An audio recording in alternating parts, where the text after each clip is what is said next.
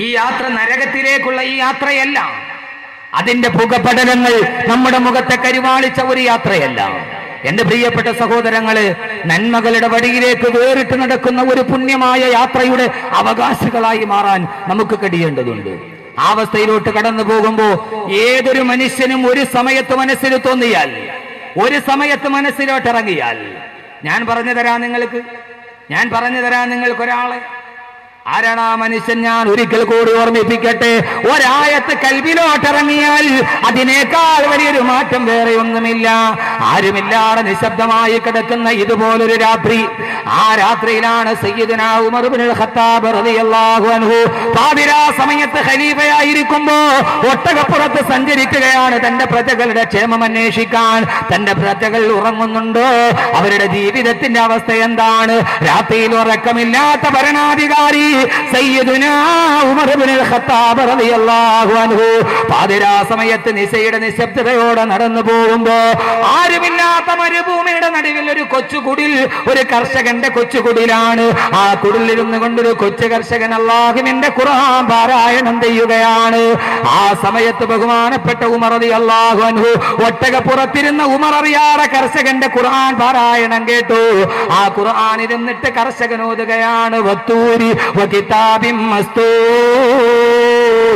ഫീ റക്കിൻ മൻശൂർ വൽ ബൈത്തിൽ മഅമൂർ വസ്ഖഫിൽ മർഫൂ വൽ ബഹിരിൽ മസ്ജൂർ ഇന്ന അദാബ റബ്ബിക ലവാഖി ഇന്ന അദാബ റബ്ബിക ലവാഖി. ഖുർആന്റെ ആയത്തുകൾ അദ്ദേഹത്തിന്റെ മനസ്സിൽ നിന്ന് നിറകളിക്കാൻ തുടങ്ങി. വത്തൂരി തൂരി സീനാ പർവ്വതത്തെ കൊണ്ട് തന്നെയാണ് സത്യം. വകിതാബിൻ മസ്തൂർ വിതറപ്പെട്ട ഈ ഗ്രന്ഥത്തെ കൊണ്ട് തന്നെയാണ് സത്യം. അല്ലാഹുവിന്റെ ഖുർആൻ ഓടുന്നു. ഉമർ റളിയല്ലാഹു തആല ഒട്ടകപ്പുറത്ത് നിന്ന് ഒട്ടകത്തെ പിടിച്ചു നിർത്തി അല്ലാഹുവിന്റെ ഖുർആൻ കേൾക്കുകയാണ്. അദ്ദേഹം വല്ലാതെ ശ്രദ്ധയോടെ കേട്ടിരിക്കുമ്പോ ചുറ്റും ഭയാനകരമായ നിശബ്ദത. ഈ രാത്രിക്കും സഹോദരങ്ങളെ നിർണായകമായ പങ്കുണ്ട്. വിശാലമായ രാത്രി, ഒരു കുചീവീടിന്റെ ശബ്ദം പോലും കേൾക്കാനില്ല.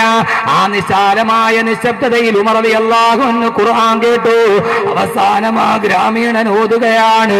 ഇന്ന അദാബ റബ്ബിക ലവാഖി ഇന്ന അദാബ റബ്ബിക ലവാഖി. നിന്റെ അല്ലാഹുവിന്റെ ശിക്ഷ ഇതാ ഇറങ്ങാൻ പോകുന്നു. നിന്റെ റബ്ബ് നിനക്ക് വാഗ്ദാനം ചെയ്ത ശിക്ഷ, നിന്റെ നരകം ഇതാ വരാൻ പോകുന്നു. നരകത്തെ കുറിച്ചുള്ള ആയത്തിറങ്ങുകയാണ്. യൗമ തമൂറു സമാഉ മൗറാ വതസീറു ജിബാലു സൈറാ. ശ്രദ്ധിച്ചു കേട്ടുകൊള്ളുക ചെറുപ്പക്കാരാ. അന്ന് പർവ്വതങ്ങൾ പല കഷണങ്ങളായിട്ട് പൊടിക്കപ്പെടും. അന്ന് ഈ ഭൂമി തകർന്ന് തരിപ്പണമാകും. അന്നാണ് കളവാക്കിയവർക്ക് നാശമുണ്ടാകുന്നത്. നരകത്തെ കളവാക്കിയവർ, അഹമ്മദ് കബീർ ബാക്കവി നരകം രാവിലെയും വൈകുന്നേരവും നിലവിളിക്കുമെന്ന് പറയുമ്പോ ശാസ്ത്രത്തിന്റെ പുറന്തോടിന്റെ ഉള്ളിലിരുന്നിട്ട് കളിയാക്കിയവർ, അത് ഞങ്ങൾ ഇതേവരെ കേട്ടിട്ടില്ലല്ലോ.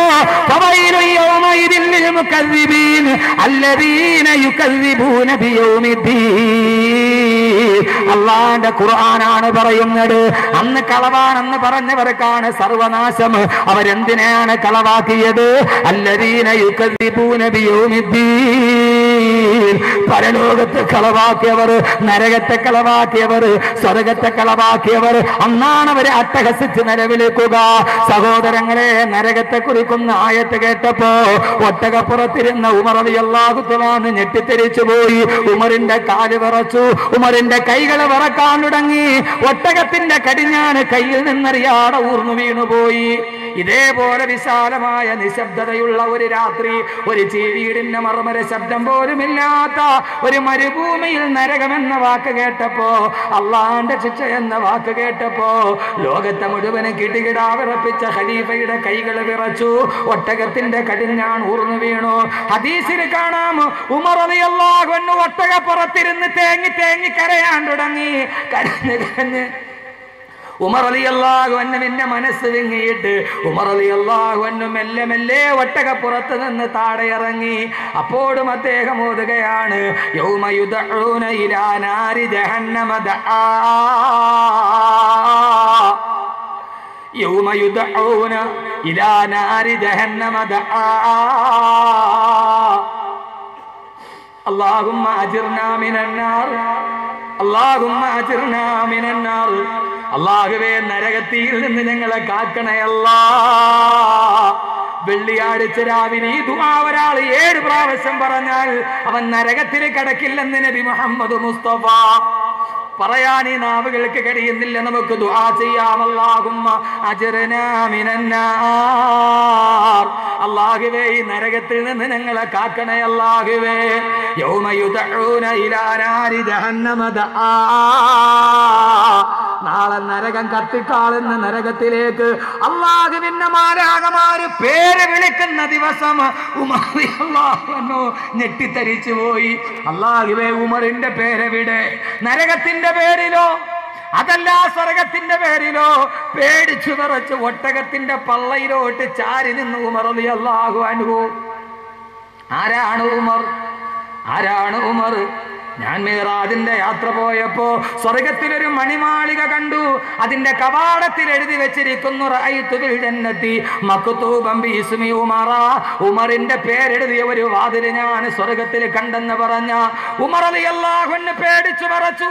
വീണു പോകാതിരിക്കാൻ ഒട്ടകത്തിന്റെ പള്ളയിലോട്ട് ചേർന്ന് നിന്നു. അവസാനം ഉമർ റളിയല്ലാഹു അൻഹു മെല്ലെ മെല്ലെ നടക്കാൻ തുടങ്ങി. ഒട്ടകപ്പുറത്ത് കയറിയിട്ടല്ല, ഒട്ടകത്തിന്റെ കടിഞ്ഞാണ് പിടിച്ച് ഉമർ റളിയല്ലാഹു അൻഹു ആ രാത്രിയിൽ മെല്ലെ മെല്ലെ നടന്നു. നേരെ പോയിട്ട് വീട്ടിലേക്ക് കയറിയിട്ട് പുതപ്പ് പുതച്ച് കിടന്നുപോയി. എന്റെ ശബ്ദം കേൾക്കുന്നവരെ, അന്ന് ഉമർ റളിയല്ലാഹു അൻഹുവിന് കലശലായ പനി പിടിച്ചു. ഏത് പനി എന്നറിയുമോ? നരകത്തിന്റെ ആയത്ത് കേട്ട ഉമറിന് കലശലായ പനി. 1 മാസം കഴിഞ്ഞിട്ടാണ് കിടന്ന കിടപ്പിൽ നിന്ന് സയ്യിദുനാ ഉമർ റളിയല്ലാഹു അൻഹു എഴുന്നേറ്റത്. നരകത്തെ കുറിക്കുന്ന ഒരായത്ത് രാത്രിയിൽ കേട്ടപ്പോ അത് കേട്ടിട്ട് പനി പിടിച്ചിട്ട് മൂടിപ്പിടിച്ച് കിടന്നുറങ്ങിപ്പോയി. ഉറക്കം വരുന്നില്ല, ഞെട്ടിയെഴുന്നേക്കുന്നു. ആ കിടപ്പിൽ നിന്നെഴുന്നേക്കാൻ 1 മാസം കഴിഞ്ഞിട്ടും ഉമർ റളിയല്ലാഹു അൻഹുവിന് കിടുകിടാവിറക്കുന്ന പനി മാറിയിട്ടില്ലെന്ന് നബി മുഹമ്മദ് മുസ്തഫ. നമ്മൾ ഈ ആയത്ത് ഓതുന്നുണ്ട്, എത്രയോ പ്രാവശ്യം നമ്മൾ കേൾക്കുന്നുണ്ട്. അല്ലാഹുവേ, ഞങ്ങളെ നരകത്തിൽ നിന്ന് നീ കാക്കണേ തമ്പുരാനെ. അല്ലാഹുവേ, നരകത്തിൽ നിന്ന് ഞങ്ങളെ കാക്കണേ തമ്പുരാനെ. അല്ലാഹുമ്മ അജ്ർനാ മിനന്നാർ. വെള്ളിയാഴ്ച ഖതീബ് ഖുത്ബ ഓതുമ്പോ രണ്ടാമത്തെ ഖുത്ബയിൽ 3 പ്രാവശ്യം പറയും അല്ലാഹുമ്മ അജ്ർനാ മിനന്നാർ. നമുക്ക് ഗൗരവമറിയാതെ താടയ്ക്ക് കൈയും കൊടുത്തിട്ട് കുനിഞ്ഞിരിക്കും. പക്ഷേ ആ സമയത്ത് ആമീൻ പറഞ്ഞു. ഒരു വെള്ളിയാഴ്ച രാവിലെ 7 പ്രാവശ്യം ഇത് പറയുന്നവൻ, പ്രത്യേകിച്ച് വെള്ളിയാഴ്ച സുബഹി നമസ്കാരത്തിന് ശേഷം ഒരാൾ അല്ലാഹുമ്മ അജ്ർനാ മിനന്നാർ എന്ന് 7 പ്രാവശ്യം പതിവായി പറഞ്ഞാൽ അല്ലാഹു നാളെ അവനെ നരകത്തിൽ നിന്ന് കാക്കുമെന്ന് നബി മുഹമ്മദ് മുസ്തഫ. നരകത്തിൽ നിന്ന് രക്ഷപ്പെടാൻ 17 കാര്യങ്ങളുണ്ട്. ബാക്കി 16 നാളെ പറയാം. ഇത് വളരെ നൈസായിട്ട് ചെയ്യാൻ പറ്റും. ഒന്ന് ചിന്തിച്ചു നോക്കി സഹോദരങ്ങളെ, എന്താ കൽബിലൊരു പേടിയില്ലാത്തത്? എന്താ കൽബിലൊരു പേടിയില്ലാത്തത്? നരകത്തെക്കുറിച്ച് കേൾക്കുമ്പോൾ യഥാർത്ഥത്തിൽ നമ്മുടെ യാത്ര നരകത്തിലേക്കല്ലേ? നമ്മൾ ഇന്ന് പോകുന്നത് വെച്ച് നമ്മൾ എവിടെയാണ് എത്തിച്ചേരുക? ഒന്നിനും നമുക്കൊരു പേടിയില്ല, ഒന്നിനും ഒരു പേടിയില്ല. എൻ്റെ പൊന്നു സഹോദരങ്ങളെ, ഏറ്റവും നന്നായിട്ട് ജീവിക്കുന്നവന് നരകം മേടിക്കാൻ 1 നിമിഷം മതി. എത്ര മുത്തക്കിയായിട്ട് ജീവിക്കുന്ന ഒരു മനുഷ്യനും നരകം മേടിക്കാൻ എത്ര സമയം മതി? ഒറ്റ സമയം മതി. പക്ഷെ എൻ്റെ പൊന്നു ചെറുപ്പക്കാരെ, എനിക്ക് നിങ്ങളോട് വലിയ സ്നേഹമുണ്ട്. അഹമ്മദ് കബീർ വാക്കവിയുടെ വാള് കേൾക്കാൻ എല്ലായിടത്തും പാഞ്ഞ് നിങ്ങളെത്തും. പക്ഷെ ഞാൻ പറയുന്നു, പ്രതികൂലതയിൽ പിടിച്ചു നിൽക്കുന്നു. ഇതേത് സമയത്ത് നഷ്ടപ്പെട്ടു പോകാം, ഏത് സമയത്തും വഴി തെറ്റാം. നന്നായിട്ട് ജീവിക്കുന്ന ഒരാൾക്ക്, നന്നായിട്ട് ജീവിക്കുന്ന ഒരു പെണ്ണിന് നരകത്തിൽ പോകാൻ 1 നിമിഷം മതി. എപ്പോ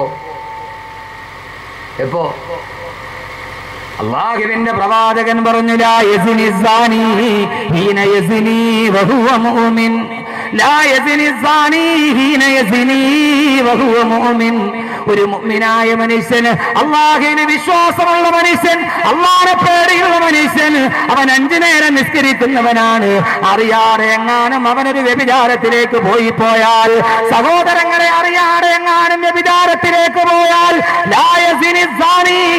യസിനി വഹുവ മുഅ്മിൻ.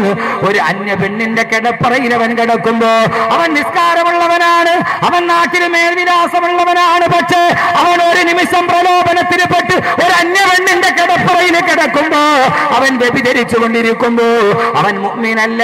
ഈമാൻ അല്ലാഹു അവനിൽ നിന്ന് എടുത്തു കളയും. സഹോദരങ്ങളെ, ചെറുപ്പക്കാരാ, ആ വ്യഭിചാരത്തിൽ ഏർപ്പെട്ടുകൊണ്ടിരിക്കുന്ന സമയത്ത് അവനെങ്ങാനും മരിച്ചുപോയാ അവൻ നാളെ നരകത്തിലാണെന്ന് നബി മുഹമ്മദ് മുസ്തഫ. അവൻ മുഅ്മിനായിരുന്നു, അവൻ നിസ്കാരമുള്ളവനായിരുന്നു, അവൻ സക്കാത്ത് കൊടുക്കുന്നവനായിരുന്നു, അവൻ ഏറ്റവും നല്ലവനായിരുന്നു, വഅദ് കേൾക്കാൻ അവൻ മുൻപന്തിയിലുണ്ടായിരുന്നു. പക്ഷേ ലാ യസ്നി സാനി ഹീന യസ്നി വഹുവ മുഅ്മിൻ. സിനാ ചെയ്യുമ്പോ, വ്യഭിചരിക്കുമ്പോ, ഒരു അന്യ പെണ്ണിന്റെ അടുത്തവൻ കടപ്പറ പങ്കിടുമ്പോ അല്ലാഹ് അപ്പോൾ അവന്റെ ഈമാൻ ഊരി മാറ്റിക്കളയും. ഈമാനുള്ളവനത് ചെയ്യാൻ കഴിയില്ലല്ലോ. ആ കിടപ്പിലെങ്ങാനും മരിച്ചുപോയാ എങ്ങനെയാ സഹോദരങ്ങളെ ചിന്തിക്കുന്നത്? ആ കിടപ്പിലെങ്ങാനും മരിച്ചുപോയാ 4 മാസങ്ങൾക്ക് മുമ്പ് തൃശൂർ ജില്ലയിലെ ചാവക്കാട് ലോഡ്ജിൽ ഒരു ചെറുപ്പക്കാരൻ റൂമിൽ മരിച്ചു കിടന്നു. ഒരു ചെറുപ്പക്കാരൻ മരിച്ചു കിടന്നു. അവനെങ്ങനെ മരിച്ചു എന്ന് പോലീസ് ഉദ്യോഗസ്ഥർക്ക് തെളിവില്ല.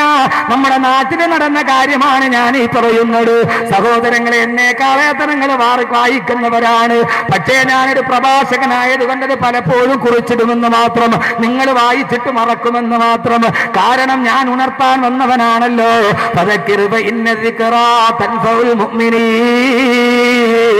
നടന്ന കാര്യങ്ങളൊക്കെ ഒന്ന് ഓർമ്മിപ്പിച്ചു കൊടുക്കും നബിയെ. കേൾക്കുന്നവർക്ക് അതിലേക്ക് പോകാതിരിക്കാൻ കഴിഞ്ഞാലോ? ഒരു പ്രഭാഷകനായതുകൊണ്ട് ഞാൻ ഓർമ്മച്ചപ്പിന് കുറിച്ചിടുമെന്ന് മാത്രം. പോലീസ് ഉദ്യോഗസ്ഥർ വന്ന് എങ്ങനെ കൊന്നെന്നറിയില്ല. വിഷം കുടിച്ചിട്ടില്ല, അവൻ തൂങ്ങി മരിച്ചിട്ടില്ല, അവനെ ആരും മർദ്ദിച്ചിട്ടില്ല, അവന്റെ ശരീരത്തിൽ ഒരു പോറൽ പോലുമില്ല. സഹോദരങ്ങളെ, കൊലപാതകം എങ്ങനെ? അവൻ സയനൈഡ് കഴിച്ചിട്ടല്ല, അവന് വാഹനാപകടം സംഭവിച്ചതല്ല, അവന്റെ ശരീരത്തിലെ ഒരു രോമം പോലും പൊടിഞ്ഞു പോയിട്ടില്ല. പക്ഷേ അവസാനം കാതകനാരെന്നറിയുമോ? കാതകനല്ല, കാതകിയാണ്. അവന്റെ കൂടെ മുറിയെടുത്ത ഒരു പെണ്ണ്, 3 മക്കളും ഒരു ഭർത്താവുമുള്ള വീട്ടിലെ പെണ്ണ്. ആ പെണ്ണിനെയാണ് അറസ്റ്റ് ചെയ്തത് പിറ്റേ ദിവസം പത്രത്തിൽ. എന്താണെന്നറിയോ? അല്ലാഹുവിന്റെ റസൂൽ പറഞ്ഞത് കേൾക്കുക. എന്താണെന്നറിയോ? അവൻ എങ്ങനെ മരിച്ചെന്നറിയുമോ? സഹോദരങ്ങളെ, ആ പെണ്ണ് പോലീസിനോട് പറഞ്ഞ മൊഴി എന്റെ ഭാഷയല്ല, നിങ്ങൾക്ക് ഇഷ്ടപ്പെട്ടില്ലെങ്കിൽ മറന്നു കളയണം, അപ്പോൾ തന്നെ മറന്നു കളയണം. റസൂലുള്ളാഹിയുടെ ഒരു വാക്കിന്റെ ഗൗരവം പറയാൻ കൺമുമ്പിൽ കണ്ട ഒരു ഉദാഹരണം പറയുകയാണ് ഞാൻ. ആ പെണ്ണ് പറഞ്ഞു, ഞാൻ ഇവരുമായി മുറിയെടുത്തു, പല പ്രാവശ്യം ഞങ്ങൾ ശാരീരിക ബന്ധത്തിലേർപ്പെട്ടു, ഞങ്ങൾക്ക് പെട്ടെന്ന് പിരിയേണ്ടുള്ളത് കൊണ്ട് ക്രമത്തിലധികം ശരീരത്തിന്റെ ആരോഗ്യത്തിനപ്പുറം ജീവിതത്തിലേക്ക് ഞങ്ങൾ സുഖങ്ങളിലോട്ട് കടന്നു പോയപ്പോ ഒരു പ്രാവശ്യം അവൻ പെട്ടെന്നൊന്ന് ആഞ്ഞു വലിക്കുന്നത് കണ്ടു. പെടഞ്ഞു വീണിട്ട് അയാൾ എന്റെ കൺമുമ്പിൽ മരിച്ചുപോയി. അങ്ങനെ ഞാൻ ഇറങ്ങി ഓടി ലോഡ്ജ് മുറിയിൽ നിന്ന്. അല്ലാഹുവിന്റെ റസൂല് പറഞ്ഞു, ഒരാൾ വ്യഭിചരിച്ചു കൊണ്ടിരിക്കുമ്പോൾ മരിച്ചാൽ, സഹോദരങ്ങളെ, ചാവക്കാടുകാരൻ സാദിഖെന്ന് പറയുന്ന ചെറുപ്പക്കാരൻ മരിച്ചത് വ്യഭിചാരത്തിന് അവന്റെ പെണ്ണിന്റെ കൂടെ കിടക്കുമ്പോഴാണ്. അല്ലാഹു പറഞ്ഞു, ഫഖദ് ഹറമല്ലാഹു അലൈഹിൽ ജന്ന, അവൻ അല്ലാഹു സ്വർഗ്ഗം ഹറാമാക്കി. അതുകൊണ്ട് സഹോദരങ്ങളെ, ചെറുപ്പക്കാരാ, എന്റെ ശബ്ദം കേൾക്കാൻ താല്പര്യത്തോടെ എത്തുന്നവരെ എപ്പോഴും ജീവിതത്തിൽ പിടിച്ചു നിൽക്കണം. ആ സമയത്തെങ്ങാനും മരിച്ചുപോയാൽ 10,000 പറ കണ്ടതും വെള്ളത്തിലാ. തടവാസ്താട് പറഞ്ഞതുപോലെ 10,000 പറ അമൽ ചെയ്താലും അത് വെള്ളത്തിൽ എഴുതിയതുപോലെയാ. അല്ലാഹുവിന്റെ റസൂൽ വീണ്ടും പറഞ്ഞു, ലാ യസ്രിബു ശാരിബു ഹീന യസ്രിബു വഹുവ മുഅ്മിൻ. ഒരു കള്ളുകുടിയൻ കള്ളുകുടിക്കുമ്പോ ആ സമയത്ത് അവൻ മുഅ്മിനല്ല, അവൻ ആ സമയത്ത് കാഫിറാണ്. അവൻ ഈമാന്റെ ചൈതന്യമില്ല. ഈമാൻ ഒരു കുട പോലെ അവന്റെ തലയുടെ മുകളിൽ എഴുന്നേറ്റ് നിൽക്കും. അല്ലാഹുവിന്റെ റസൂൽ പറഞ്ഞ ഒരാള് മദ്യപിച്ചു കൊണ്ടിരിക്കുമ്പോ ആ മദ്യപാനത്തിന്റെ ഇടയിലെങ്ങാനും മരിച്ചുപോയാ, മോനെ, സ്വർഗമുറപ്പാക്കിയവതിന് നരകം വാങ്ങിക്കാണൊറ്റ സമയം മതി. ഇതേവരെ നീ മദ്യപിച്ചവനായിരിക്കാം, ഇപ്പോൾ നീ പള്ളിയിലായിരിക്കാം. ഇവിടെ തടിച്ചുകൂടിയ ചെറുപ്പക്കാരിൽ എത്രയോ ചെറുപ്പക്കാര് നാളെ പരലോകത്തിന്റെ അഭിമാനമല്ലേ? അഹമ്മദ് കബീറിന്റെ വാക്കിന്റെ അഭിമാനമല്ലേ? പട്ടച്ചാരായ വീടിന്റെ ഉമ്മറത്തിരുന്ന് കോരി കുടിച്ച എത്രയോ ആളുകൾ ഇന്ന് അല്ലാഹുവിന്റെ പള്ളിയിൽ നിന്നിറങ്ങാറ് ഈ വിനീതന്റെ വാക്ക് കേട്ട എത്രയോ 100 കണക്കിന് ചെറുപ്പക്കാർ ഇവിടെയില്ലേ? പക്ഷേ പൊന്നുമോനെ, നിന്നെ പിശാചുക്കൾ മാടി വിളിക്കുമ്പോ. അതുകൊണ്ട് ഞാനിത് പ്രത്യേകിച്ച് പറയുന്നത് എന്താ, ന്യൂ ഇയർ വരാൻ തുടങ്ങി, ന്യൂ ഇയർ വരാൻ തുടങ്ങി, ക്രിസ്മസ് എത്താൻ തുടങ്ങി, ബാർ ഹോട്ടലുകളിൽ കാൽസുകൾ കഴുകാൻ തുടങ്ങി. സുബഹിക്ക് ബാങ്ക് വിളിക്കുന്നതിന് മുമ്പേ തിരുവനന്തപുരത്ത് തുറക്കുന്ന സൺഡി ബാറിന്റെ വാതിൽ തുറക്കാൻ തുടങ്ങി. സഹോദരങ്ങളെ, ലോകത്തെ ഏതൊരു രാജ്യത്തും ആദ്യം തുറക്കുന്ന വാതിൽ മുസ്ലിം പള്ളിയുടെ വാതിലാ. കാരണം 5 മണിക്ക് സുബഹി ബാങ്ക് വിളിക്കുന്നതിന് മുമ്പ്, സുബഹി ബാങ്ക് വിളിക്കുന്നതിന് മുമ്പ് മുഅദ്ദിൻ വാതിൽ തുറന്നിട്ട് അകത്ത് കയറൂ. പക്ഷേ തിരുവനന്തപുരത്ത് അങ്ങനെയല്ല. സുബഹിക്ക് ബാങ്ക് വിളിക്കുന്നതിന് മുമ്പേ സന്ദീപിന്റെ വാതിൽ തുറക്കും എന്നാണ് അനുഭവസ്ഥവർ പറയുന്നത്. സഹോദരങ്ങളെ, പ്രലോഭനങ്ങൾ വരുന്ന സമയമാണ്. എന്റെ കൽവിൽ തൊട്ടിട്ട് എന്റെ ചെറുപ്പക്കാരോട് ഞാൻ പറയുകയാ, എങ്ങാനും ആ സമയത്തെങ്ങാനും നഷ്ടപ്പെട്ടു പോയാ പിന്നെ ഇതെന്റെ വാണിങ് കൂടിയാണ്. പുതുവർഷത്തിലാണ് വ്യാജമദ്യം ഇറങ്ങുന്നത്. വ്യാജമദ്യം കുടിച്ച് ബാർ ഹോട്ടലുകളില് കള്ള് ഷാപ്പില് ചത്തുവീടുന്ന എത്രയോ ആളുകൾ. കഴിഞ്ഞ ആഴ്ച പശ്ചിമ ബംഗാളില് ഒരൊറ്റ ഷാപ്പില് 141 പേരാണ് കള്ള് കുടിച്ചോണ്ടിരിക്കുമ്പോ മരിച്ചത്. അല്ലാഹുവിന്റെ റസൂല് പറഞ്ഞു, അവൻ മദ്യപിച്ചു കൊണ്ടിരിക്കുമ്പോഴെങ്ങാനും മരിച്ചുപോയാ പിന്നെ മോനെ കള്ളു കുടിച്ചോണ്ടിരിക്കുമ്പോൾ മരിച്ചില്ല, അന്ന് അല്ല ആയുസോടെ നിന്റെ വീട്ടിൽ വന്ന് കിടക്കുകയാ. ആ വീട്ടിൽ കിടക്കുന്ന അവസ്ഥയിലെങ്ങാനും നീ മരിച്ചുപോയാൽ, വീട്ടില് കള്ളു കുടിച്ചിട്ട് കിടക്കുന്ന അവസ്ഥയിൽ മരിച്ചുപോയാൽ അല്ലാഹുവിന്റെ റസൂല് പറഞ്ഞു, മമ്മാത മഗ്മൂസൽ ഖംരി സഖാഹുല്ലാഹു മിനൽ ഗൂത്ത്. ആരെങ്കിലും ഒരു മദ്യപാനിയായ അവസ്ഥയിൽ മരിച്ചുപോയാൽ, മമ്മാത മഗ്മൂസൽ ഖംരി, ആരെങ്കിലും ഒരു മദ്യത്തിന്റെ തുള്ളി വയറ്റിൽ കിടക്കുന്ന അവസ്ഥയിൽ ആരെങ്കിലും മരിച്ചുപോയാ അവൻ മരിക്കുന്ന സമയം അവന്റെ ആമാശയത്തിന്റെ ഉള്ളിൽ കള്ളിന്റെ ഒരു തുള്ളി കിടപ്പുണ്ട്. എന്നാൽ റസൂലുള്ള പറഞ്ഞു, സഖാഹുല്ലാഹു മിനൽ ഗൂത്ത്, അല്ലാഹു നാളെ അവനെ ഗൂത്തിൽ നിന്ന് കുടിപ്പിക്കുമെന്ന് നബി മുഹമ്മദ് മുസ്തഫ. അല്ലാഹു നാളെ അവനെ ഗൂത്തിൽ നിന്ന് കുടിപ്പിക്കുമെന്ന് നബി മുഹമ്മദ് മുസ്തഫ. സഹാബത്ത് ചോദിച്ച്, നബിയേ മൽഗൂത്തത്തു യാ റസൂലല്ലാഹ്, മൽഗൂത്തത്തു യാ റസൂലല്ലാഹ്. ഓ നബിയേ, ഗൂത്തെന്ന് പറഞ്ഞാൽ എന്താണ് നബിയേ? അല്ലാഹുവിന്റെ റസൂലിനോട് സഹാബത്ത് ചോദിച്ചപ്പോ റസൂലുള്ള മറുപടി പറഞ്ഞു കൊടുത്തു, സഹാബാ ഹിയ നഹറുൻ തഖറുജു മിൻ ഫുറൂജി മുമിസാത്ത്. അഭിസാരികളായ സ്ത്രീകളുടെ ഗുഹ്യസ്ഥാനത്ത് നിന്ന് ഒലിച്ചു വരുന്ന ചീഞ്ചലം കൊണ്ട് നിറക്കപ്പെട്ട പുഴയാണ് കൂത്ത്. നാളെ മദ്യപാനിക്കള്ള കൊടുക്കുന്നത് ഇത്രയും മോശമായ പാനീയമാണെന്ന് ആദരവായ പ്രവാചകൻ നബി മുഹമ്മദ് മുസ്തഫ. മദ്യപിച്ചുകൊണ്ടിരിക്കുന്ന അവസ്ഥയിൽ മരിച്ചു, അവന് സ്വർഗം നഷ്ടമായി. ഏത് മുത്തക്കൈക്കും ഒരു നിമിഷം കൊണ്ട് സ്വർഗം നഷ്ടമോ, അവൻ നരകത്തിന്റെ അവകാശിയോ. അള്ളാഹു കാത്തുരക്ഷിക്കട്ടെ. അതുകൊണ്ട് വസിയത്തായിട്ട് പറയുക, പ്രലോഭനം തൊട്ടു മുമ്പിൽ. നിങ്ങളെ കാണാത്ത കൂട്ടുകാരൊക്കെ ഇരി വിളിക്കും, ന്യൂ ഇയർ ആയില്ലേ, നമുക്കൊന്ന് കൂടണ്ടേ. എൻ്റെ പൊന്നു സഹോദരങ്ങളെ, സഹോദരിമാർക്ക് വേണ്ടി കാർണിവലിന്റെ മൈതാനങ്ങൾ ഒരുക്കപ്പെടും, ആളുകളെല്ലാവരും വിളിക്കും.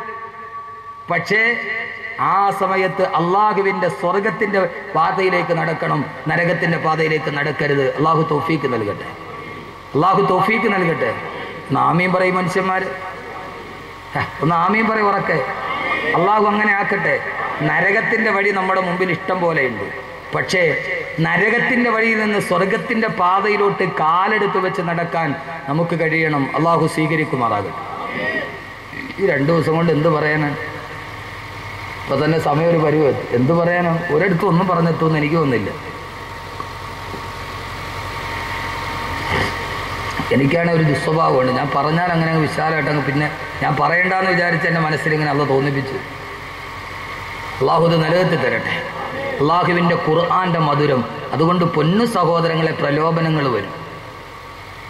ഏതായാലും കുറേ നാളായില്ലേ കൂട്ടുകാരെയൊക്കെ കൂടിയിട്ട് എന്ന് പറഞ്ഞ് ഒന്ന് പോയി ഈ ന്യൂ ഇയറിന് കൂടിയാൽ അതോടെ തീർന്നു. ഇതേവരെ നീ സമ്പാദിച്ചതും ഇതേവരെ നീ ശേഖരിച്ചതും നീ മനസ്സിൽ സൂക്ഷിച്ച ഈ നന്മ അതോടെ നഷ്ടപ്പെട്ടു പോകും. ഞാൻ പലപ്പോഴും ചിന്തിക്കാറുണ്ട്, ഈ മദ്യപാനികളുടെ ഭാര്യമാരെ സംബന്ധിച്ചു കൊടുക്കും. കള്ളു കുടിക്കുന്നവൻ്റെ ഭാര്യ എനിക്ക് തോന്നുന്നു അവർ നന്നായിട്ട് ജീവിച്ച് അള്ളാഹു ഹിസാബില്ലാതെ അവർക്ക് സ്വർഗം കൊടുക്കും. കാരണം പരലോകത്ത് അനുഭവിക്കേണ്ട അദാബ് മുഴുവൻ അവരിവിടെ അനുഭവിക്കുന്നുണ്ട് അല്ലേ? ഭർത്താവിൻ്റെ കയ്യിൽ വന്നാൽ ഇടി ചവിട്ട്, അവൻ്റെ മക്കൾ. എന്തിനാ സഹോദരങ്ങളെ ഇങ്ങനെ വന്നു?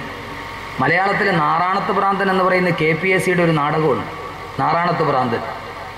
രാവിലെ മുതൽ വൈകുന്നേരം വരെ നാറാണത്ത് ഭ്രാന്തൻ വലിയ ഭാരമുള്ള കല്ല് താടേന്ന് ഉരുട്ടി ഉരുട്ടി ഉരുട്ടി ഉരുട്ടി വേർപ്പൊക്കെ വന്നാലും സഹിച്ച് രാവിലെ മുതൽ ഒരു വലിയ പാറക്കല്ല് ഉരുട്ടി ഉരുട്ടി ഉരുട്ടി പർവ്വതത്തിൻ്റെ മുകളിൽ കയറ്റി. വൈകുന്നേരമാകും, സൂര്യൻ അസ്തമിക്കാറായി, രാവിലെ തുടങ്ങിയ പണിയാണ്. ആ വലിയ പാറക്കല്ല് മലയുടെ മുകളിൽ കയറ്റി കഴിയുമ്പോൾ തിരിഞ്ഞു നിന്നിട്ട് നാറാണത്ത് ഭ്രാന്തൻ എന്ത് ചെയ്യുന്നറിയോ? അത് നേരെ താഴേക്ക് ഉരുട്ടി വിടും. എന്നിട്ട് ആ കല്ല് ഉരുട്ടി വരുന്ന കാണുമ്പോൾ നാറാണത്ത് ഭ്രാന്തൻ കൈവെട്ടിച്ചിരിക്കും. ഇതാണ് നാറാണത്ത് ഭ്രാന്തൻ. ഏതാണ്ട് നാറാണത്ത് ഭ്രാന്തൻ കള്ളുകൂടിയന്മാരാണ്. ഈ നാറാണത്ത് ഭ്രാന്തൻ എന്ന് പറയുന്ന കഥാപാത്രം മദ്യപാനിയാണ്. രാവിലെ മുതൽ വൈകുന്നേരം വരെ ചാലച്ചന്തയിൽ പോയിട്ട് ചുമട് ചുമന്നിട്ടോ അതല്ലെങ്കിൽ കടലിൽ പോയി മീൻ പിടിച്ചിട്ടോ കഷ്ടപ്പെട്ട് പൈസ ഉണ്ടാക്കും. എന്നിട്ട് അത് വെച്ചിട്ട് അവൻ വീട്ടിൽ ചട്ടിയും കലവും പിള്ളേർക്കുള്ള ബുക്കും പുസ്തകവും ഒക്കെ വാങ്ങിച്ചു കൊടുക്കും. വൈകുന്നേരമാകും അതുകൊണ്ട് പോയി കള്ളു കുടിക്കും. അതുകൊണ്ട് നേരെ വീട്ടിൽ വന്ന് ആ ചട്ടിയും കലവും എല്ലാം അടിച്ചു പൊട്ടിക്കും. പിള്ളേരെ നോട്ട്ബുക്ക് വലിച്ചെറിയും. ഭാര്യയുടെ വായിൽ ഇച്ചിരി കമത്തി കൊടുക്കും. ഇവൻ ആരാ? യഥാർത്ഥത്തിൽ ഇവൻ ആരാ? നാറാണത്ത് ഭ്രാന്തൻ.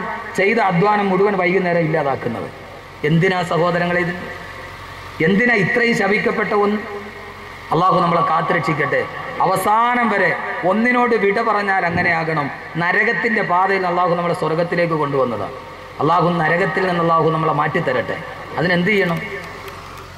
നരകത്തിലേക്ക് പോകാതിരിക്കാൻ എന്ത് ചെയ്യണം? സ്വർഗം വിലയ്ക്ക് മേടിക്കണം. സ്വർഗം വിലയ്ക്ക് മേടിക്കണം. സ്വർഗത്തിന് വില നിശ്ചയിക്കാൻ പറ്റുമോ? അള്ളാഹുടെ സ്വർഗത്തിന് അള്ള പറഞ്ഞ സ്വർഗം വിലയ്ക്ക് മേടിക്കണമെന്നാണ്. നരകത്തിൻ്റെ ഭാഗത്തേക്ക് ചെയ്യാതിരിക്കണമെങ്കിൽ എന്ത് ചെയ്യണം? സ്വർഗം വിലയ്ക്ക് മേടിക്കും. സ്വർഗം വിലയ്ക്ക് മേടിക്കാൻ ആർക്കാ പറ്റുന്നത്? പസഫിക് അറബിക്കടലിൻ്റെ മുകളിലേക്ക് മുഖം തിരിച്ചു നിൽക്കുന്ന 18 നിലയുള്ള 2200 കാറുകൾ പാർക്ക് ചെയ്യാൻ കഴിയുന്ന 4 മിനി തിയേറ്ററുകളിലുള്ള 2 ഹെലികോപ്റ്ററുകൾ ഒരേ സമയത്ത് വന്നിറങ്ങാൻ കഴിയുന്ന ഹെലിപ്പാഡുള്ള അറ്റ്ലാന്റ എന്ന വസതി ഉണ്ടാക്കിയ മുകേഷ് അംബാനിക്ക് പോലും പറ്റൂല. ലണ്ടനിലെ അറ്റ്ലാന്റ ഹോട്ടൽ കണ്ടിട്ടാണ് മുകേഷ് അംബാനി അറബിക്കടലിൻ്റെ മുമ്പിൽ അതുപോലെ ഒന്നുണ്ടാക്കിയത്. പക്ഷെ മുകേഷ് അംബാനിക്കും കെണിഞ്ഞു. എന്ത് പറ്റി? ജോത്സ്യം നോക്കിയിട്ട് വന്ന് ഇവിടെ താമസിച്ചാൽ നീ പോക്കാന്ന്. അംബാനി കയറിയില്ല. അംബാനി പാല് കാച്ചിയ വീട് ഇപ്പോഴും ഇതെല്ലാം അതേവരെ ജോത്സ്യന് ഒരു പരിപാടി ഇല്ലായിരുന്നു. ഇതെല്ലാം പണിത് തീർന്ന് 2 ഹെലിപ്പാഡ് ഒരേ സമയത്ത് 2 ഹെലികോപ്റ്റർ ഇറങ്ങാം. 2200 കാറുകൾ സെല്ലുലാർ കോമ്പൗണ്ടിൽ പാർക്ക് ചെയ്യാം. ആ വീട് 2200 കോടി രൂപ വെച്ച് നിർമ്മിച്ച വീട് പാല് കാച്ചാൻ വേണ്ടി പോയപ്പോൾ ഡേറ്റ് നോക്കാൻ ജോത്സ്യൻ്റെ എടുക്കും. ജോത്സ്യം പറഞ്ഞു, നീ അതിനകത്ത് കയറിയ നിന്റെ ശനിദശയാണ് പോയി. എവിടെ പോലെ വള്ളക്കടവിലും പ്രാന്തപ്രദേശത്തുള്ള ചില ആളുകൾ കൊച്ചിന് വല്ലാതെ രോഗം വരുമ്പോൾ ഖുർആൻ ഓതാൻ അവിടെ പോണ മാതിരി. എവിടെ പോണ മാതിരി ഞാൻ പറയണോ? അവരെവിടെ പോണ മാതിരി ഖുർആൻ ഓതനാരാ? എടാ, ഒരു മുസ്ലിം ഓതി ഊതിയ അതൊരു ശിഫ അപ്പം തന്നെ ഉണ്ട് അവൻ്റെ ഈമാൻ്റെ പേരിൽ. പനി വല്ലാതെ കലശലായി ബാധിച്ചൊരു കുട്ടിയുടെ തലയെ കൈവച്ചിട്ട് കുല്യാനാറ് കൂരി ഭരതം സലാമൻ അല ഇബ്രാഹിം എന്നൊരു അറ്റ്ലീസ്റ്റ് ഒരു മുഅ്മിൻ ഓതിയാൽ അതിന് ശിഫയുണ്ട്. ഇത്ര വിവരം കെട്ടവരായി പോയി. എൻ്റെ പൊന്നു സഹോദരങ്ങളെ, ലോകത്തെല്ലാം അങ്ങനെയാണ്. എന്നാൽ ഇത് ഞാൻ ഈ അടുത്ത സമയത്ത് ഇവിടെ തിരുവനന്തപുരത്തിനടുത്തൊരു ഒരു ഡോക്ടറെ കാണാൻ പോയി. അപ്പോൾ എൻ്റെ ഒരു അലർജിക്ക് മരുന്ന് മേടിക്കാൻ വേണ്ടി പോയി, ഒരു ഹോമിയോ ഡോക്ടർ. അപ്പോൾ അദ്ദേഹം ഒരു പുതിയ ഹെർബൽ ഓയിൽ രംഗത്തിറക്കിയിട്ടുണ്ട്. അതിൻ്റെ ഏറ്റവും വലിയ ഗുണമേന്മ എന്താണെന്നറിയോ? അത് തേച്ചാൽ കഷണ്ടി മാറും. കഷണ്ടി ഉണ്ടാവില്ല. കഷണ്ടി ഉള്ളവർക്ക് മുടി പോലും. ഞാൻ ഡോക്ടറുടെ മുറിയിൽ കയറി. ഇയാൾക്ക് 2 ഇയർഫോൺ വെച്ചിട്ടുണ്ട്. ഫോൺ ഇങ്ങനെ വന്നുകൊണ്ടേ ഇരിക്കുക. ഡോക്ടർ, ഞങ്ങളുടെ ഡോക്ടറിന് മരുന്ന് മേടിച്ചു, ഞങ്ങളുടെ കഷണ്ടി മാറുമോ? 99% മാറും. 1% ദൈവത്തിനാണ്. ഏതാണ്ട് ഒരു 60% ആളുകൾക്ക് റിസൾട്ട് കിട്ടിയിട്ടുണ്ട്. അത് കട്ടിയും അടുത്തത്. അപ്പോൾ അടുത്ത കോള് ഞാൻ മുമ്പിൽ ഇരിക്കുകയാണ്. അയാൾക്ക് ഫോൺ ഒഴിവാക്കുക. കാരണം കസ്റ്റമേഴ്സ് വിളിക്കുകയാണ്. ഇവിടെ ഇത്രയും ആളുകളുടെ കഷണ്ടി മാറിയിട്ടുണ്ട്, നിങ്ങൾ ധൈര്യമായിട്ട് തേച്ചോളൂ, നിങ്ങളുടെ കഷണ്ടി മാറിയിരിക്കും. എത്ര മാറൂല എന്ന് പറഞ്ഞാൽ കഷണ്ടി മാറും. ഞാൻ നോക്കി ഡോക്ടർ ഫുള്ള് കഷണ്ടിയാണ്. ഈ പറയണ ഡോക്ടർ ഏറ്റവും ഫുള്ള് കഷണ്ടിയാണ്. ഇതാണ് ലോകത്തിൻ്റെ അവസ്ഥ. നമുക്ക് ചുമ്മാ ഒരു തോന്നലാണ്.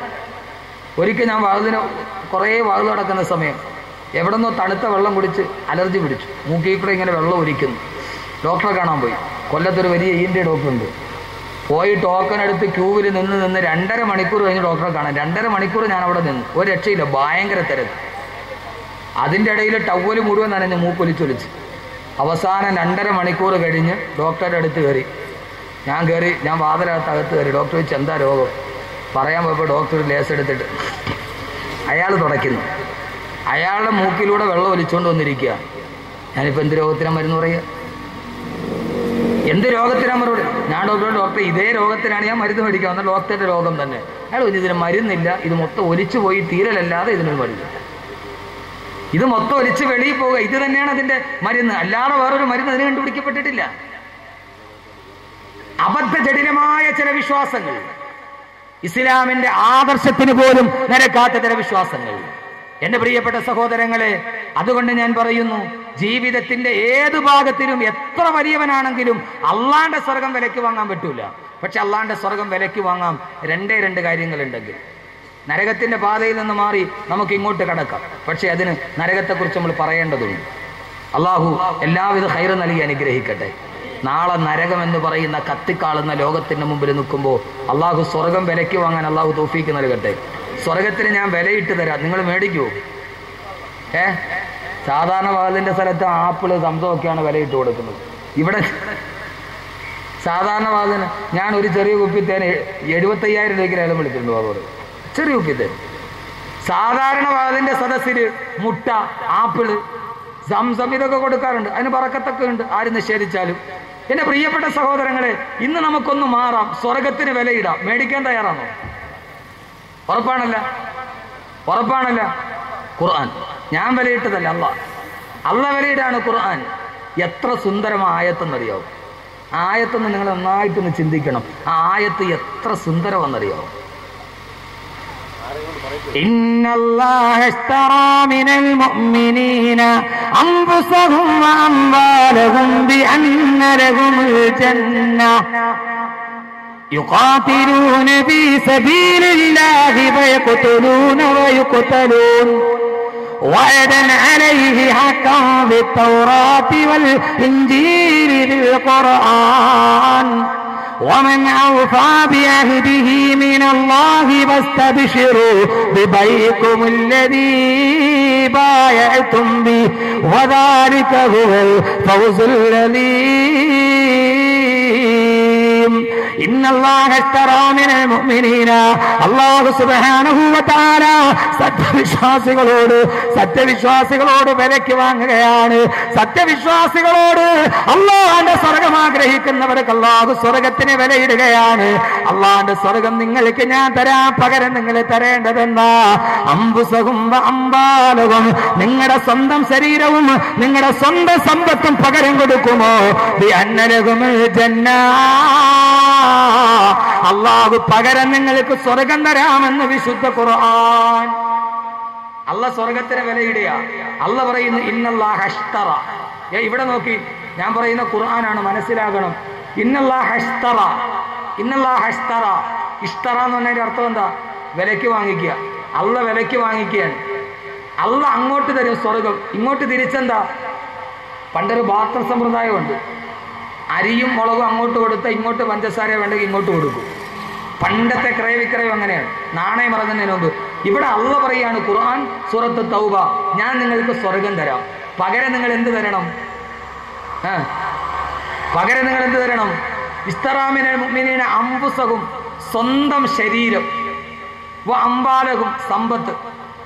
ശരീരവും കൊടുക്കണം, ഈ ശരീരം കൊണ്ട് നമ്മൾ ഉണ്ടാക്കിയ സമ്പത്തും കൊടുക്കണം. ആരൊക്കെയുണ്ട് തയ്യാർ? ശരീരം കൊടുക്കാൻ തയ്യാറുണ്ടോ? രാവിലെയും ഒരു വൈകുന്നേരം വരെ നന്നായിട്ട് തേച്ച് മിനുക്കി യാർലിയുടെ പൗഡറൊക്കെ ഇട്ട് സഹോദരിമാർ തയ്യാറുണ്ട്? ഇത്രയും നന്നായിട്ട് കാവേരിയും ഫേറാൻലൗലിയൊക്കെ തേച്ച് മുഖം മിനുക്കി വെച്ചിരിക്കുന്ന ഈ ശരീരം അള്ളാന്റെ ഇതേവരെ കാണാത്ത സ്വർഗത്തിന് വേണ്ടി കൊടുക്കാൻ പറഞ്ഞ പറ്റുമോ? അംബുസവും സ്വന്തം ശരീരത്തെ കൊടുക്കണം. കൊടുക്കേണ്ടി വന്നാൽ കൊടുക്കണം സൗരങ്ങളെ. പോയാ ദുനിയാവല്ലേ, കിട്ടിയാ സ്വർഗമല്ലേ. പോയാൽ ഇന്നല്ലെങ്കിൽ നാളെ നഷ്ടപ്പെട്ടു പോകുന്ന ഈ ദുനിയാവല്ലേ. ആ ദുനിയാവിൽ എപ്പോഴാ മരിക്കുന്നതെന്ന് ആർക്കറിയാത്തത്? ആർക്കാ അറിയാവുന്നത്? സ്വപ്നങ്ങളെല്ലാം തകർത്തുകൊണ്ട് ലോകത്ത് നിന്ന് ജീവിതം പോകുമ്പോ ഈ ശരീരമാണ് കൊടുക്കേണ്ടി വന്നാൽ കൊടുക്കണം, അതിന് പകരം വെക്കാൻ വേറെന്താ ഉള്ളത്? ഈ ദുനിയാവ് നഷ്ടപ്പെടുന്നതല്ലേ, സ്വപ്നങ്ങളെല്ലാം തകർന്ന് ചാമ്പാരമാകുന്നതല്ലേ, കൂമ്പാരമാകുന്നതല്ലേ. നിൽക്കടിച്ചിടേ ചോദ്യം ഈ ദുനിയാവിൽ സ്വപ്നങ്ങൾ മുഴുവനും തകർന്ന് തരിപ്പണമാകുമ്പോ ഇടതുഭാഗത്ത് കാണുന്നത് തിരുവനന്തപുരം വിമാനത്താവളമാണ്. ഇടതുഭാഗത്ത് കാണുന്നത് തിരുവനന്തപുരം വിമാനത്താവളമാണ്. സഹോദരങ്ങളെ, ഈ കേരളത്തിന്റെ ഇങ്ങേറ്റത്തൊരു വിമാനത്താവളം, ഇതിന്റെ അങ്ങേറ്റത്ത് മറ്റൊരു വിമാനത്താവളമുണ്ട്, മംഗലാപുരം വാജ്പേയി വിമാനത്താവളം. ഇൻഷാ അല്ലാഹ് ശനിയാഴ്ച ഞാൻ പോയിറങ്ങുന്നത് അവിടെയാണ്, വാജ്പേയി വിമാനത്താവളത്തിന്റെ മുകളിൽ ആയിരക്കണക്കിന് ആളുകൾ കൂടി നിൽക്കുന്നു. അങ്ങകലെ ദുബൈയിൽ നിന്ന് വരുന്ന തന്റെ പ്രിയപ്പെട്ട ഉപ്പയെ കാണാൻ, തന്റെ മകനെ കാണാൻ എന്റെ സഹോദരങ്ങളെ വാജ്പേയി വിമാനത്താവളത്തിന്റെ മുകളിൽ നൂറുകണക്കിന് ആളുകൾ കാത്തു നിൽക്കുകയാണ്. ദുബൈയിൽ നിന്ന് വിമാനം പൊങ്ങിയുയർന്നു മംഗലാപുരം വാജ്പേയി വിമാനത്താവളത്തിലേക്ക് മക്കൾ കാത്തു നിൽക്കുന്നു. 5 വർഷമായി കടന്നുപോയ ഉപ്പയെ കാത്ത്, ഉമ്മയെ കാത്ത്, വാപ്പയെ കാത്ത്, കൺമണികളെ കാത്തു നിൽക്കുകയാണ്. സഹോദരങ്ങളെ, വാജ്പേയി വിമാനത്താവളത്തിന്റെ മംഗലാപുരം വിമാനാപകടം നടക്കുമ്പോ എയർപോർട്ട് കണ്ടപ്പോൾ എനിക്ക് പെട്ടെന്ന് ഓർമ്മ വന്നതാണ്, പറയണമെന്ന് കരുതിയതല്ല. ഈ എയർപോർട്ടിന്റെ കത്തിക്കിളക്കുന്ന അഞ്ഞവിളക്ക് കാണുമ്പോ വാജ്പേയി വിമാനത്താവളത്തിൽ 6 വയസ്സുള്ള വാജ്പേയി വിമാനത്താവളത്തിൽ 6 വയസ്സുള്ള മോൻ കാത്തു നിൽക്കുന്നു. വാപ്പ ഇതേവരെ ആ മകനെ കണ്ടിട്ടില്ല. ഉമ്മ പ്രസവിച്ചത് വാപ്പ പോയി 3 മാസത്തിന് ശേഷം. കൺമണിയെ കണ്ടിട്ടില്ല. 6 വയസ്സുള്ള മോൻ ഇതേവരെ കാണാത്ത വാപ്പയെ കാത്തു നിൽക്കുന്നു. അതല്ല ഏറ്റവും വലിയ പ്രശ്നം, എന്റെ പ്രിയപ്പെട്ട സഹോദരങ്ങളെ, 21 വയസ്സുള്ള ഒരു ചെറുപ്പക്കാരൻ, അവൻ കാത്തു നിൽക്കുകയാണ് തന്റെ വാപ്പയെ. 21 വയസ്സിന്റെ ഇടയിൽ അവൻ അവന്റെ വാപ്പയെ കണ്ടിട്ടില്ല, അവന്റെ ഉപ്പയെ കണ്ടിട്ടില്ല. അവന്റെ ഉപ്പയുടെ മുഖം എന്തെന്നറിയില്ല. ഉമ്മ പറഞ്ഞു, നല്ല വെളുത്ത മുഖമുള്ള ഉപ്പ, കട്ടിമീശയുള്ള ഉപ്പ, കാണാൻ സുന്ദരനായ ഉപ്പ. 21 വർഷക്കാലമായി ആ പൊന്നുമോൻ തന്റെ ഉപ്പയെ കണ്ടിട്ടില്ല. ഭാര്യ ഗർഭിണിയായതിനു ശേഷം ദുബൈയിലെ ബഹരാരണ്യത്തിലേക്ക് പാടുപെടാൻ പോയ ഒരു മനുഷ്യന് 21 വർഷം അയാൾ ദുബൈയിൽ കുടുങ്ങിക്കിടന്നു. അയാൾക്ക് വരാൻ കഴിഞ്ഞില്ല. 21 വർഷത്തിന് ശേഷമാണ് വിസ ശരിയാക്കി വരുന്നത്. സഹോദരങ്ങളെ, അറബിയുടെ ഒട്ടകങ്ങളെ മേച്ച് നടന്ന ജീവിതത്തിന്റെ യാതനകൾ കടന്നുപോയ മനുഷ്യന് ഗൾഫ് മലയാളികളുടെ ജീവിതം ഘട്ടമാണ്, പ്രവാസികളുടെ ജീവിതം ഘട്ടമാണ്. അത് അടുത്തറിയാത്തത് കൊണ്ടാണ് പലപ്പോഴും നമ്മൾ അവർക്കെതിരെ നന്ദികേട് കാണിക്കാറുണ്ട്. അള്ളാഹു ഗൾഫിൽ കെട്ടപ്പെടുന്ന ധാരാളം ആളുകൾ ഈ നാട്ടുകാരുണ്ട്. എപ്പോഴും എന്നെ ഫോണിൽ വിളിക്കുന്ന എത്രയോ സഹോദരങ്ങൾ, അള്ളാഹു അവരെ അള്ളാഹു കാത്തുരക്ഷിക്കട്ടെ. 21 വയസ്സായ മകൻ ഉപ്പയെയും കാത്തിരിക്കുമ്പോ 21 വയസ്സായ തന്റെ മകനെ കാണാൻ വാപ്പ കാത്തിരിക്കുന്നു. ശൂന്യാകാശത്തിന്റെ വിമാനത്ത് മകൻ കാത്തു നിൽക്കുന്ന എയർപോർട്ടിന്റെ മുറ്റത്ത് വാജ്പേയി വിമാനത്താവളത്തിന്റെ റൺവേയുടെ തൊട്ടുമുകളിൽ വിമാനമെത്തി. എല്ലാവരും താഴെക്കന്ന് മംഗലാപുരം വാജ്പേയി വിമാനത്താവളം. പക്ഷേ സഹോദരങ്ങളെ, റൺവേ കാണുമ്പോൾ ആ ഉപ്പയുടെ മനസ്സ് തുടികൊട്ടുകയല്ലേ. എന്റെ 21 വർഷം കഴിഞ്ഞ് എന്റെ നാട് കാണാൻ പോകുന്നു, എന്റെ ഭാര്യയെ കാണുന്നു, എന്റെ കൺമണിയുടെ മുഖം കാണാൻ പോകുന്നു. പക്ഷേ വാജ്പേയി വിമാനത്താവളത്തിന്റെ റൺവേയുടെ തൊട്ടുമുകളിലെത്തുമ്പോ പെട്ടെന്ന് എവിടെയോ ഒരു അഗ്നിസ്ഫുലിംഗം ചിതറുന്നത് പോലെ, എവിടെയോ ഒരു തീപിടുത്തം പോലെ കത്തിക്കരിഞ്ഞ് ചാമ്പലായി, ഒരു മനുഷ്യൻ പോലും ഇല്ലാതെ കത്തിക്കരിഞ്ഞ് ചാമ്പലാകുമ്പോ, ശൂന്യാകാശത്തിലൊരു വിമാനം കത്തിയെറിയുമ്പോ 21 വർഷമായിട്ട് കാണാത്ത വാപ്പ ആകാശത്തൊരു കരിക്കട്ടയായിട്ട് ചെറുന്ന് വീഴുമ്പോ അപ്പുറം നിൽക്കുന്ന മകൻ അറിയുന്നില്ല തന്റെ വാപ്പ കത്തിക്കരിയുകയാണെന്ന്. വാപ്പയെയും കാത്തിരിക്കുന്ന ഓമന മകൻ അറിയുന്നില്ല തന്റെ വാപ്പ അവിടെ കിടന്ന് കത്തിക്കരിയുകയാണെന്ന്. കുറെ നേരം കഴിഞ്ഞ് ഓടിച്ചെല്ലുമ്പോ അവരെല്ലാവരും കാണുന്നത് നല്ല വെളുവെളുത്ത മുഖമുള്ള കട്ടിമീശയുള്ള ഉപ്പ എന്ന് പരിചയപ്പെടുത്തി കൊടുത്ത ഉമ്മ പറഞ്ഞ ഉപ്പയെ കാണാൻ പോകുമ്പോൾ കാണുന്നത് കത്തിക്കരിഞ്ഞ ഒരു കരിക്കട്ട മാത്രമാണ്. ഈ ജീവിതം വല്ലാതെ ക്ഷണികമാണ് സഹോദരാ, ഈ ദുനിയാവ് വല്ലാത്ത ക്ഷണികമാണ്. എല്ലാ കൊട്ടാരങ്ങളും കെട്ടിപ്പൊക്കുമ്പോ എല്ലാം തകർന്ന് തരിപ്പണമാകുന്ന ഈ യാത്ര, നാം തുടങ്ങിയ ഈ ജീവിതയാത്ര ഏറ്റവും ക്ഷണികമാണെന്ന് തിരിച്ചറിയാൻ കഴിയണം. പാന്തർപെരുവഴി അമ്പലം തന്നിലെ താന്തരായി കൂടി വിയോഗം വരും പോലെ, എവിടെയോ ഒരുമിച്ച് കൂടിയിട്ട് പിറ്റേ ദിവസം രാത്രിയിലെ വിട പറയുന്ന രണ്ട് അന്വേഷകരെ പോലെ, രണ്ട് സഞ്ചാരികളെ പോലെയാണ് ലോകം. അവിടെയാണ് അള്ള പറയുന്നത്, ഈ ദുനിയാവിന് വേണ്ടി ജീവിക്കുന്നത് എന്തിനാ? ഈ ദുനിയാവിന് വേണ്ടി അവസാനിപ്പിക്കുന്നത് എന്തിനാ? നിങ്ങളുടെ ശരീരം എനിക്ക് തന്നുകൂടെ? ഞാൻ നിങ്ങൾക്ക് പകരം സ്വർഗം തരാം. അതുകൊണ്ടാണ് മണിയറയിൽ കിടന്ന സഹാബി പോലും ഓടിപ്പോയത്. അള്ളാന്റെ സ്വർഗത്തിന് വേണ്ടി, അള്ളാന്റെ സ്വർഗത്തിന് വേണ്ടി മണിയറയിലെ സഹാബി പോലും മണിയറയുടെ പട്ടുമെത്തയോട് വിരസത പറഞ്ഞത് അള്ളാന്റെ സ്വർഗത്തിന് വേണ്ടിയാണ്, അള്ളാന്റെ സ്വർഗത്തിന് വേണ്ടിയാണ്, അള്ളാന്റെ സ്വർഗത്തിന് വേണ്ടിയാണ്. അള്ളാഹുവിന്റെ പ്രവാചകന്റെ പ്രിയപ്പെട്ട മൂത്താപ്പ ബഹുമാനപ്പെട്ട ഹംസത്തുൽ കറാർ റളിയല്ലാഹു അൻഹു കുടൽമാല കളിപ്പിച്ച് ചീന്തപ്പെട്ടത് സ്വർഗത്തിന് വേണ്ടിയാണ്. ഞങ്ങൾക്ക് നഷ്ടപ്പെട്ടാൽ എന്താ സഹോദരങ്ങളെ? അള്ളാന്റെ റസൂൽ യുദ്ധത്തിന് വേണ്ടി സഹാബത്തിനെ തിരഞ്ഞെടുക്കുമ്പോ റസൂലുള്ളാഹിയുടെ അടുക്കലേക്ക് വികലാംഗനായ ഒരു സഹാബി കടന്നു വരുന്നു. രണ്ട് കാലുകൊണ്ട് കഴിയാത്തവൻ, രണ്ട് കാലുകൊണ്ട് കഴിയാത്തവൻ, രണ്ട് കൈ കൊണ്ട് കഴിയാത്തത് ഒന്നര കയ്യൻ ചെയ്യുന്ന കാലത്തെ കുറിച്ചല്ല. രണ്ട് കാലുള്ളവന് ചെയ്യാൻ കഴിയാത്തത് ഒന്നര കാലം ചെയ്യുന്ന കഥ നിങ്ങളെ കേൾക്കുക എന്റെ പ്രിയപ്പെട്ട സഹോദരങ്ങളെ. രണ്ട് കൈയുള്ളവന് ചെയ്യാൻ കഴിയാത്തത് ഒന്നര കയ്യൻ ചെന്നിട്ടുണ്ട്. പട്ടാപ്പകല് സഞ്ചരിച്ചു പോകുന്ന റെയിൽവേ കമ്പാർട്ടിൽ സ്വീകരിച്ച് നടന്നു പോകുന്ന ഒരു പാവപ്പെട്ട പെണ്ണിന് റെയിൽവേ കമ്പാർട്ട്മെന്റിൽ പട്ടാപ്പകല് വെളിച്ചത്തിന് കടന്നു പിടിച്ച് അവളെ റെയിൽവേ ട്രാക്കിലേക്ക് വലിച്ചെറിഞ്ഞ് റെയിൽവേ ട്രാക്കിൽ മാനഭംഗം ചെയ്ത് ആ പെണ്ണിനെ വലിച്ചെറിഞ്ഞത് ഒന്നര കയ്യന്റെ കാലം. രണ്ട് കൈയുള്ളവന് ചെയ്യാൻ കഴിയാത്തത് ഒന്നര കയ്യൻ ചെയ്തു. പട്ടാപ്പകൽ ഒരു പാവപ്പെട്ട പെണ്ണിനെ റെയിൽവേ ട്രാക്കിൽ പീഡിപ്പിച്ചു വലിച്ചെറിഞ്ഞു. ആ ശപിക്കപ്പെട്ട ലോകത്തെ നമുക്ക് തിരിച്ചറിയാൻ കഴിയൂ. ആ ലോകമാണ് നടക്കുന്നത്, ആ ലോകമാണ് നടക്കുന്നത് ഗോവിന്ദസ്വാമിയുടെ ലോകം. ഞാൻ പറയുന്നത് വേറൊരു ചരിത്രമാണ്. കടികാരത്തിന്റെ സൂചി പുറകോട്ട് നടക്കട്ടെ. രണ്ട് കാലുകൊണ്ട് നേടാത്തത് ഒന്നര കാലം നേടിയ ചരിത്രം. അള്ളാന്റെ റസൂലിന്റെ അടുക്കലേക്ക് തളർച്ച ബാധിച്ച കാലും പിടിച്ചുകൊണ്ട് ഏങ്ങി വരുന്നൊരു സഹാബി അംറു ബിനുൽ ജമൂഹ് റളിയല്ലാഹു അൻഹു അള്ളാന്റെ റസൂലിനോട് പറഞ്ഞു, യാ റസൂലല്ലാഹ്, യാ റസൂലല്ലാഹ്, ഓ നബിയെ, എനിക്കും യുദ്ധത്തിന് വരണം, എനിക്കും യുദ്ധപ്പറമ്പിൽ ശഹീദാകണം, എനിക്കും സ്വർഗത്തിലേക്ക് പോകണം. അമ്രേ, വേണ്ട വേണ്ട, നിന്റെ ഒരു കാല് സ്വാധീനമില്ലാത്ത കാലല്ലേ, ഒരു കാലിന് നിനക്ക് തളർച്ച ബാധിച്ചതല്ലേ, പറയല്ല നബിയേ, പറയല്ല നബിയേ. എല്ലാവരും രണ്ട് കാലി വെച്ച് സ്വർഗത്തിലേക്ക് ഓടിച്ചൊല്ലുമ്പോ ഈ അംറു ബിനുൽ ജമൂഹ് ഒന്നര കാലും വെച്ച് ആ സ്വർഗത്തിലേക്കൊന്ന് പ്രാഞ്ചിയെങ്കിലും നടന്നു പോകണ്ട നബിയേ, നടന്നു പോകണ്ട നബിയേ. എല്ലാവരും രണ്ട് കാലിലോടുമ്പോ ഒന്നര കാലൻ ഓട്ടത്തിന് പുറകിലാകും. മത്സരം ഇവിടെയാണ് വേണ്ടത്, നരകത്തിന്റെ വടിയിലേക്ക് സഞ്ചരിക്കാനല്ല. നബിയെ, ഒന്നര കാലിന് എങ്കിലും എനിക്ക് പോകണ്ട നബിയെ. അള്ളാന്റെ റസൂല് പറഞ്ഞു, വേണ്ട അംറേ, ലൈസ അലൽ അഅമാ ഹറജും വലാ അലൽ അഅറജി ഹറജ് വലാ അലൽ മരീദി ഹറജ്. രോഗിക്കും വികലാംഗനും യുദ്ധത്തിന് പങ്കെടുക്കണമെന്ന് അള്ള തന്നെ പറഞ്ഞിട്ടുണ്ട്. എന്റെ പൊന്നു ചെറുപ്പക്കാരാ, അള്ള പറഞ്ഞത് കൊണ്ട് മാറി നിൽക്കാം.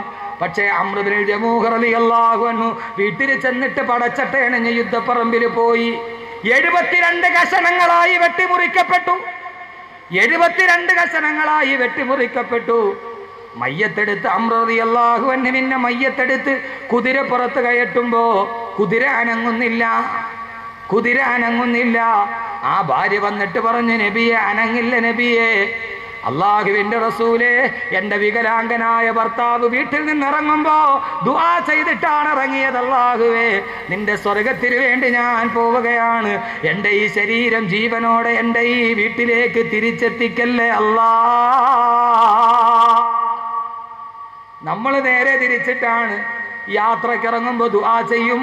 ഇന്നാ അൻസൽനാഹു 3 പ്രാവശ്യം ഓതും, തിരിച്ചെത്തിക്കണേ അല്ലാ. അവര് പറഞ്ഞു, അല്ലാഹുവേ, ജീവനോടെ തിരിച്ചു വരരുത്, എന്റെ സ്വർഗം, എന്റെ സ്വർഗം, എന്റെ സ്വർഗം. അള്ള ചോദിക്കുന്നു, നിന്റെ ശരീരം എനിക്കുതാ, അതിന് പകരം നിനക്ക് ഞാൻ എന്റെ സ്വർഗം തരാം, നിനക്ക് ഞാൻ എന്റെ സ്വർഗം തരാം.